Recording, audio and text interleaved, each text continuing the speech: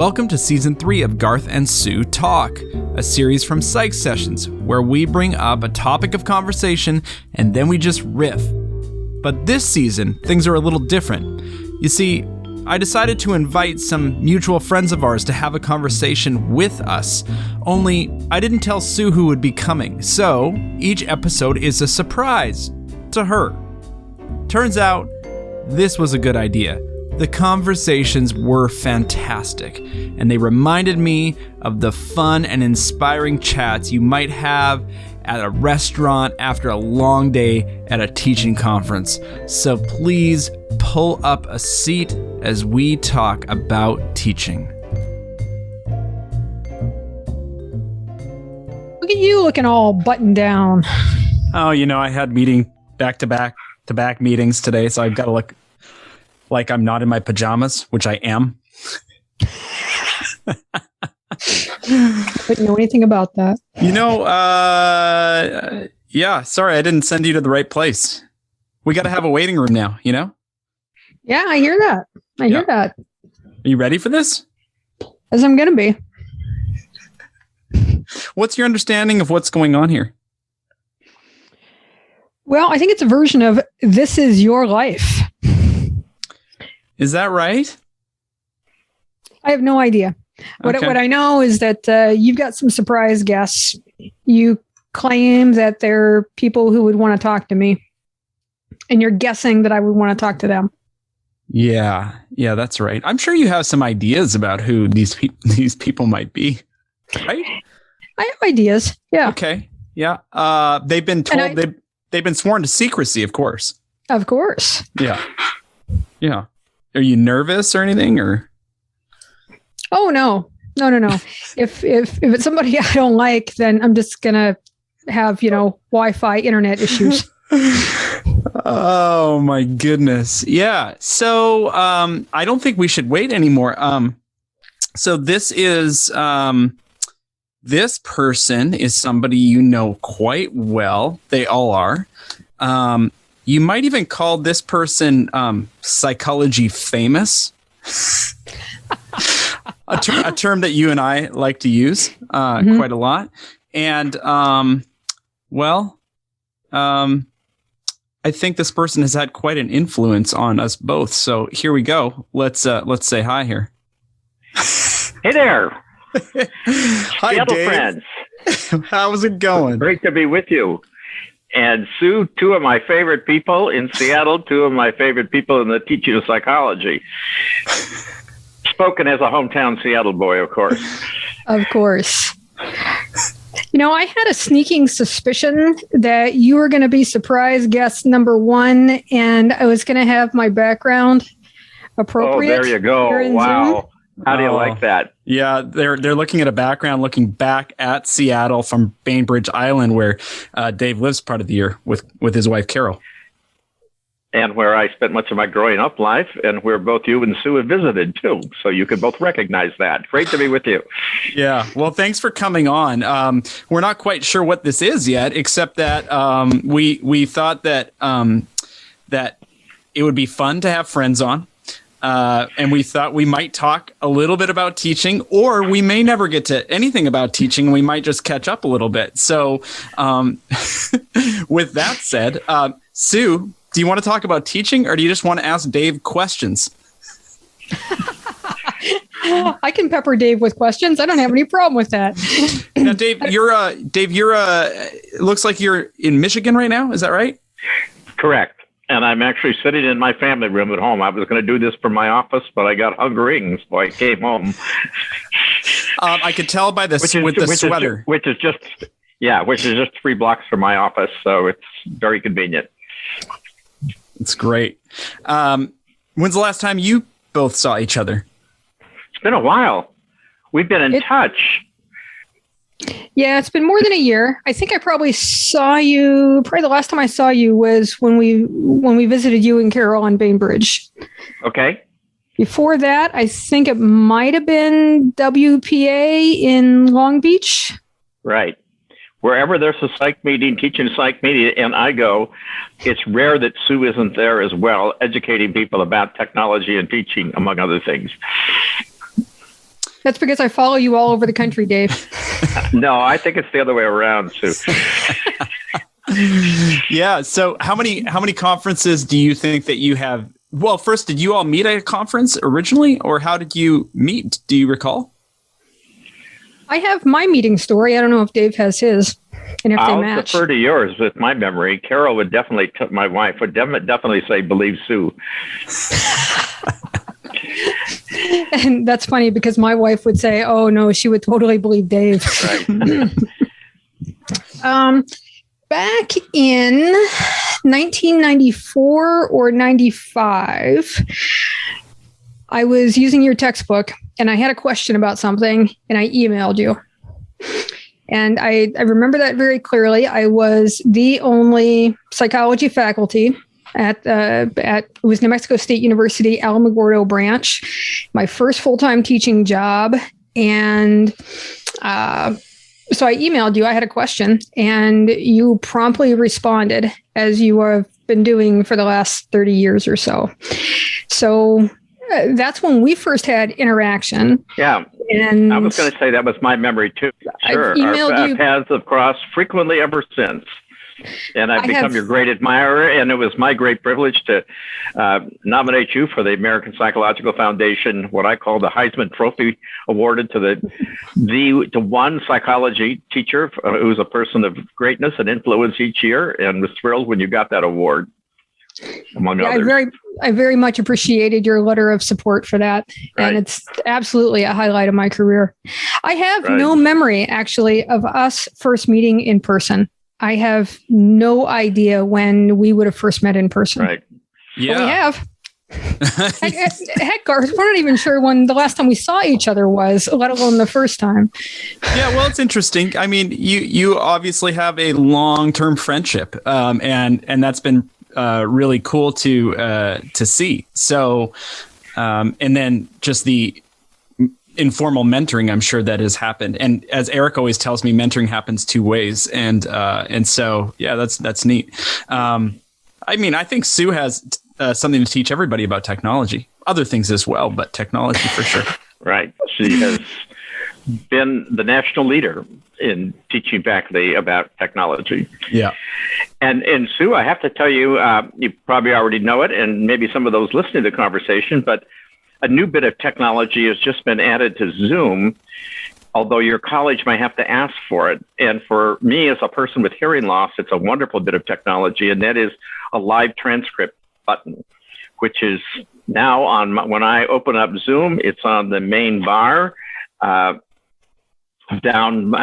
College provides it on my Zoom account. That is when I'm a host. And it's a button just to the right of the chat button. And it allows me to, if I wish, as instructor or as host, to activate a live transcript, which is now indeed what's showing on this conversation I'm having with you right now. So you have it too, that tells me. And I find this useful, first of all, for anybody who has hearing accessibility issues. And secondly, I think for all students whose mind may wander, partly, we'd like to think, in response to some stimulating thing we've said, and who can then look back and see what was that sentence before that they just missed. And so it's a wonderful new bit of technology to add to our Zooming classes. Yeah, and I'm a little bit embarrassed that I didn't turn it on right at the beginning of this session, knowing that you have hearing loss, but it sometimes doesn't even occur to us if we don't have accessibility issues ourselves. I think as faculty, sometimes we don't think about that student out there or that person that we're in the call with. Yes, I have severe hearing loss, but I actually hear better on a Zoom call than I do in a classroom, because I have these gigantic high volume headset hearing device turned up max volume. And so really Zoom is a blessing for me as a person with hearing loss, whereas the curse is trying to listen to somebody who's speaking from behind a mask with acoustic information muffled and without the visual cues that are so important for hearing. The McGurk effect, of course, reminds us of how we're natural lip readers. And so I find for myself and for, I think many people hearing is really impeded by masks. And I'm not disputing the necessity of masks in this pandemic era, but I've talked to some of my colleagues who told me that they have really struggled to teach and hear and even recognize students and get to know them when their face is obscured with a mask. And so there's things we can do to cope with that, but that's just part of the challenge of the pandemic era. Yeah, one of the things that, Dave, when we were emailing back and forth, I said to all of our upcoming guests, I said, hey, if there's something that you want to talk about with regards to teaching, let's talk about it. And I kind of knew, I thought it might be coming, but I'm glad that you wanted to talk about hearing loss and accessibility. And so, Sue, how have you been thinking about that from a technology perspective, and also just like being in the pandemic and all the change that's happened? How are you thinking about it? Is it, do you have to force yourself to remember? Or is it something that you at this point are naturally doing when you're dealing with tech? And Sue, before you answer that question, tell us, are you teaching remotely, in person, or hybrid both? We're not on campus at all right now. Discussions are happening right now, trying to find a way to get at least some classes at Highline College on campus in the fall, if the situation warrants.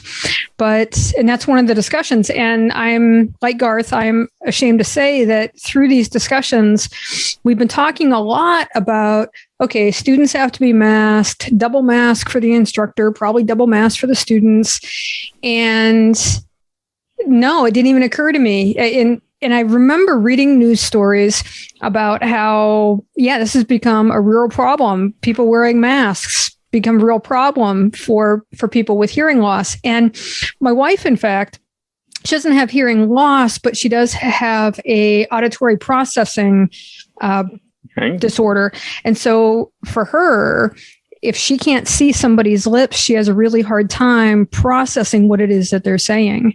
And I, not that we get out very much, but when we do, when we're talking to somebody who is masked and we're masked, it's not unusual for her to lean into me and say, what did they say? Are you able to understand them? So even with all of that experience, it didn't occur to me that we should be considering that as we are talking about faculty in classrooms with students. So for me personally, I'm not in the classroom. I had a Zoom class last spring. Otherwise, I've been teaching all online and asynchronous online. And that has more to do with just how the chips fell. We hired a couple brand new faculty 3 years ago, and we wanted to make sure that they had all face-to-face classes in their first few years before receiving tenure. So I was the only full-time instructor who was teaching online asynchronously. So I just moved all my classes online to free up those face-to-face classes. Right. I do really appreciate Zoom. Zoom partnered with Otter.ai to... Right. Oh, and it did a really good job here on the screen of rendering Otter.ai. So good for them for recognizing themselves. Yeah, that's just good advertising is what that is. They should throw that in every fourth sentence. So Otter AI is a transcription service that is really, really good. I have been, and there they screwed it up. Audrey is a transcription service. Oh, they were doing so well. Anyway. Let me just agree with you. Both Otter and now Zoom, which offers its own live transcript, which makes it even more user friendly because it's just right there. You just click on it, are incredibly good and incredibly simultaneous with the speech, better than what I see transcribed in captioning on NBC Nightly News, for example. Yeah. And so it's a real achievement of artificial intelligence and language processing to be able to give us what they give us now. And so I would just encourage people to turn it on if they're using Zoom. It doesn't require their students to use it. If with a live transcript, the user can elect whether or not to turn it on. There is one issue I thought of today, though, and it's a teaching relevant issue that we might want to think about. And I'd be interested in your perspective on this, Sue, and yours, Garth. Zoom Live transcript also gives you, and there's, I see an upside to this, a complete transcript of the entire meeting or class. So that enables me, if I missed something, to go back and see what I missed. Or if you have a meeting and you want a transcript of the meeting, it's right there for you. But it does also mean that if you're hosting a meeting where you'd like captioning, but you'd also like confidentiality, you'd like somebody not to be able to capture the transcript of that meeting, or if you're a teacher teaching a sensitive subject and you worry about how somebody might capture what you said and take it to their parents or accuse you of being politically incorrect in some way, it sort of, it might be a breakdown of trust. And so my question to my tech person on campus is there a way to have the captioning that Zoom Live transcript provides without the full transcript of the class if a teacher or a meeting host would wish that? And I don't know the answer to that question yet. So I believe, now great, people are going to fact check me when they hear this recording. Thanks, Dave. I believe that if you have the transcript available, if it's transcribing, then anybody can download it. And I would say it doesn't much matter, because once something appears on a video screen, you might as well forget about confidentiality. You can hope for it. And I suppose somebody in a classroom can always have the recorder on their iPhone or whatever going. So it really, in some sense, you're right. We don't have confidentiality. No, which is, I suppose, why we should make sure that our content is good, that we're secure in our sources, and to remind our students that ideally this would be a safe space, but keep in mind that there are no guarantees. Right. Just as don't ever put something in an email that you wouldn't want copied or somebody else to see later. So be careful of your words when spoken in the classroom. I think email is probably where a lot of faculty really lose track of what is public knowledge and what isn't. I don't think a lot of faculty recognize that.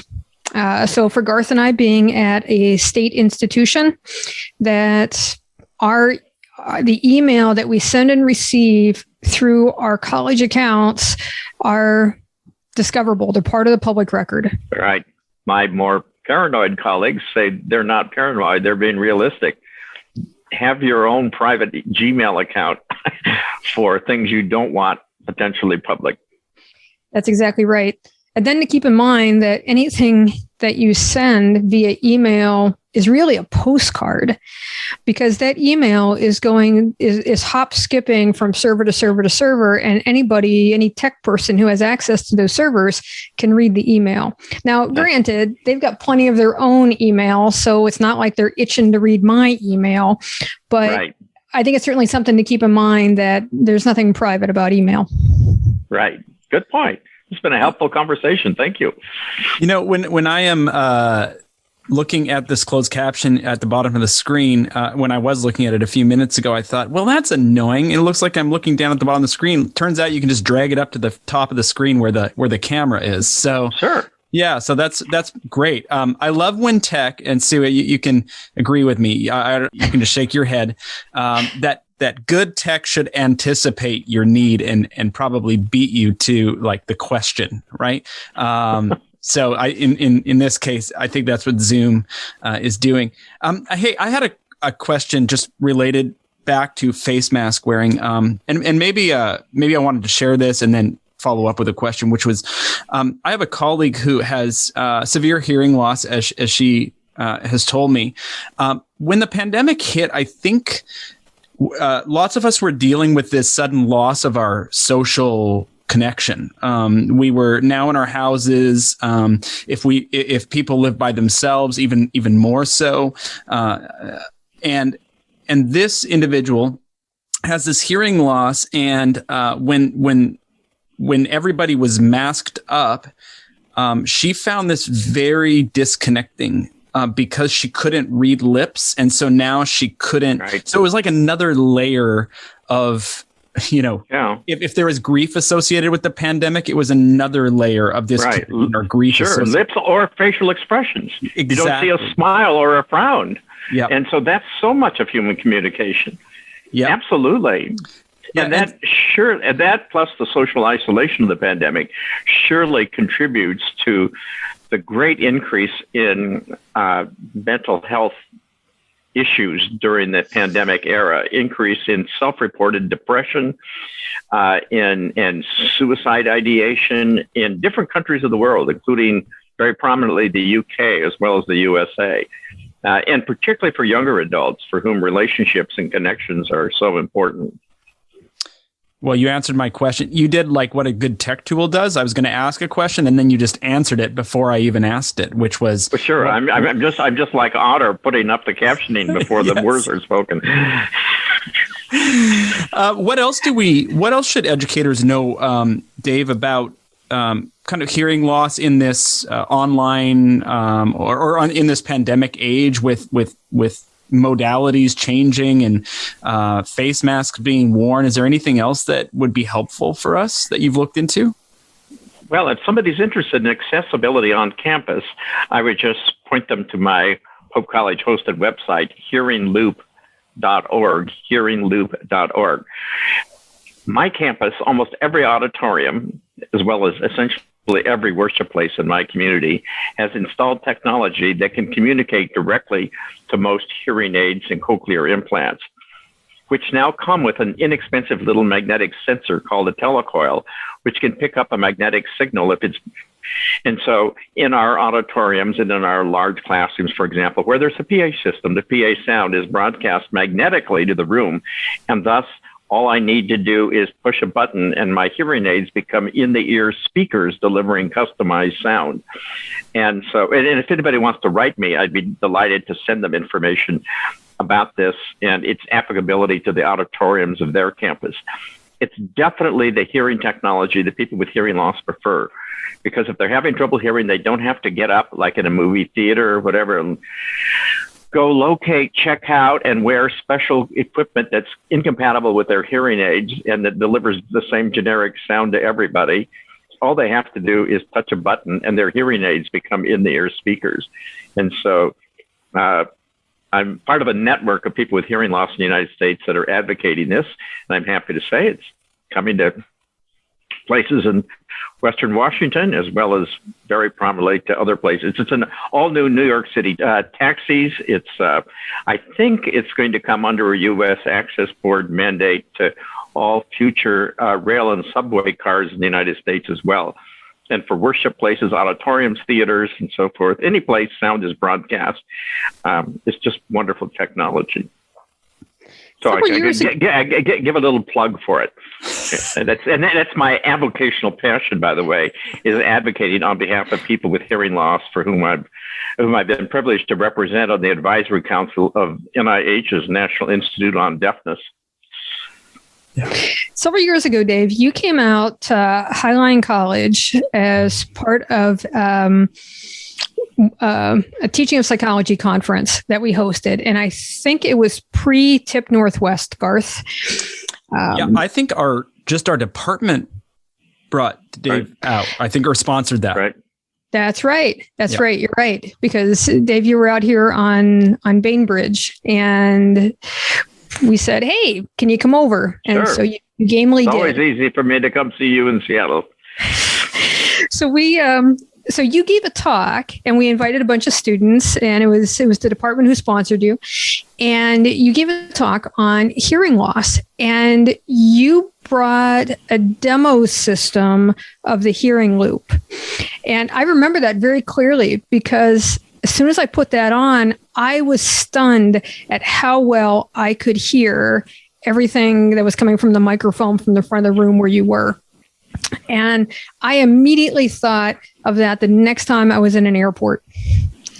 Like, I have no idea what these people are saying, but I remember very clearly Dave saying, with this technology, you can actually hear what the announcements are at the airport. Right. And in fact, it is now coming to a number of airports. Phoenix Sky Harbor Airport has put it in its terminal gate areas. The Grand Rapids Airport that I fly out of has it in both concourses and every gate area. So you just have to push a button and the announcements are broadcast by your hearing instrument. It's another nice application. And these are venues, these transient venues like airports, taxis, and subway trains where there's no way you could check out an FM receiver and headset, for example. It has to be this technology or nothing. And it can make a difference. I remember being on a subway in New York City, going to meet somebody at Columbia University, and there was an announcement on my train that I could not hear over the clatter of the New York subway train, that if I wanted to get off at 96th Street, I had to get off the station before because this train wasn't stopping there and transfer to another train. And anyway, I ended up being late for dinner because I zoomed past my stop that I couldn't hear. But New York City subway booths are all looped. So I could go to a subway booth and the guy could very easily broadcast to my hearing aids the instructions I needed to get back to where I was going. Well, that's an interesting metaphor to think about students who have accessibility issues that sometimes they're just flying by their stops, maybe because they are not getting all the information clearly from us if we're not taking these things into consideration. Dave, what's the these days, I don't know if I want to ask directly, like, what is the cost? But there are people in my life who I think cost is an issue. There's a lot of things going on, I think, with admitting hearing loss as well, but that cost being an issue as well. What kind of financial commitment is involved in taking that step to get hearing aids or the coil or like if you don't have insurance that's going to cover it? Sure. So the telecoil costs nothing. It's like a $2 part. So it's not a cost factor. Today's high-end hearing technology can cost it's probably like $6,000 for a couple of high-end hearing aids purchased from a professional audiologist.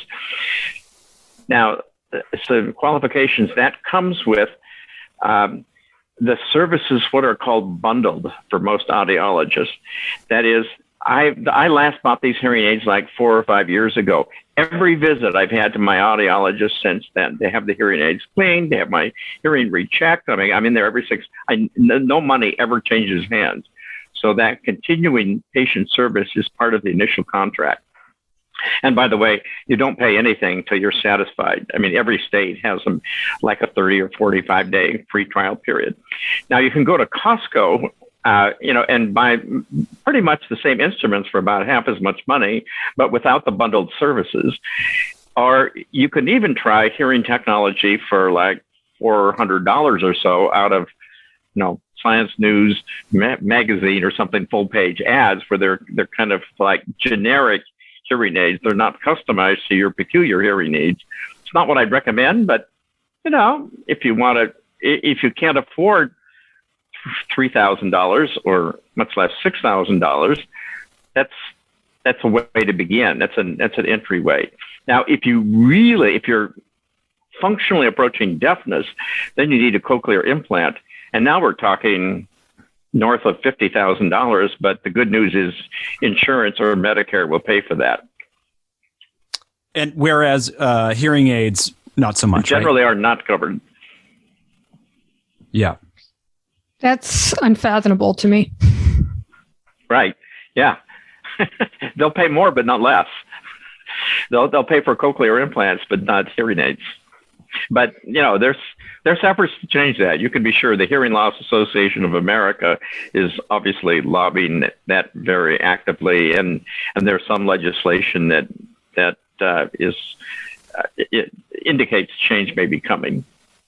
So thank you for letting me talk about this. Just one final thought on the topic of hearing loss would be for our listeners. It is the great invisible disability. When people think about campus accessibility and community facility accessibility, they normally don't think about hearing loss because it's invisible. And so if somebody's in an audience, as I many times in my life have been, and what's being presented is inaccessible, nobody notices. And so Whereas if I were left outside in a wheelchair that couldn't get in, people would be horrified. They'd be working on changing that next week. And well, they should. But there's other forms of accessibility that are invisible. And with 48 million Americans having some degree of, we're talking 25 decibel loss, at least one ear. It's something worth paying attention to. So thanks for, and I thought, by the way, this would be a conversational topic that you'd have with nobody else in this series. And so this would be something we could uniquely talk about. I'm going to bring it up with every guest for the rest of this season. Now, that stat you just said, was that 48 million? Right, who have a 25 decibel loss in one ear. And Wow. So, many of those people are functioning. And now when you talk about, obviously there's a gradation. And so, some people have I have a 60 to 70 decibel loss in both ears. And so when you're getting to that level, when I take my hearing aids out at night, I cannot have a conversation. If I put my ear right up against my wife's mouth, I can hear her. So probably a cochlear implants in my future, but with hearing aids and a headset on that our listeners can't see, that's blasting high volume sound, I'm doing great. We're having a great time here, Garth. Oh, wow. Many, many years ago, I had, and I'm thankful that this took place early on in my teaching career, I had a student who had a sign language interpreter in class. And the student told me that she could read lips, but that, of course, when I had my back turned to the class and I was writing on the board, she couldn't hear what it was I was saying. Right. And I was so thankful for that feedback, because it doesn't just benefit her, it benefits all of my students, because I'm talking into a freaking board who can hear me and really comprehend what it is that I'm saying. And I think about at the college that I'm at, we have a large number of immigrant and refugee students for whom English isn't their first language. So navigating my accent is going to be a challenge too. So in that one class alone, I got in the habit of speaking to the class, turning, writing, turning back around to the class. So good for you. Thank you. That reminds me of a couple of visits I've had to Gallaudet University, which is the National University for the Deaf, where the classrooms are in U-shaped tiers that allow not only everybody to see the instructor and see the language being spoken, but also to see each other, because they can't have class discussion without being able to see one another. And that also means, as one of the instructors noted to me afterwards, they can't have private gossiping without everybody in the class being able to read about the party on Friday night or whatever. And by the way, if you're doing a PowerPoint presentation, they can't, as we're accustomed, both receive your language and read the PowerPoint at the same time. Right. And so you need, if you're doing power, it needs to be one or the other. You need to pause. I know some people get annoyed by people reading the PowerPoint slide, but I read the PowerPoint slide for exactly that reason. Right. And it's true. Even and the reverse is true. So for somebody who has eyesight issues, they may not be able to read the PowerPoint, no matter how big my font is. Well, and just as this captioning that's on the screen now with live transcript with Zoom or with Otter gives a person potentially both auditory and visual delivery of the same information. And I think that in some situations, and certainly for some people, maybe even most people, is helpful. Thus, I think we may mock PowerPoint slides. I think they've been a great boon to teaching. Yeah, it's interesting. It struck me what you said at the beginning, Dave, which was about that subtitles could actually, or closed captioning could actually help with attention too for students. It just gives you something else to hook your attention into when maybe the instructor standing there is not doing it for you. What you're saying, Garth, is that this whole time I've been talking, you've just been focusing back. Every time you start talking, I just shift back to the closed captioning. I've actually put it now. I've dragged it over your face so Perfect. that. Yeah. Oh, Dave, it is so good to see you. Thanks for doing this with us. You're our guinea pig, but thanks for being up for it. Thank you for welcoming me as Sue's guest. You're both dear friends, and I admire you both. And as a Seattle native, it's great to be talking to Seattle, Washington, and seeing Seattle in the visual background. And God bless. Thank you, Dave. Right. Bye-bye, Dave. Bye-bye.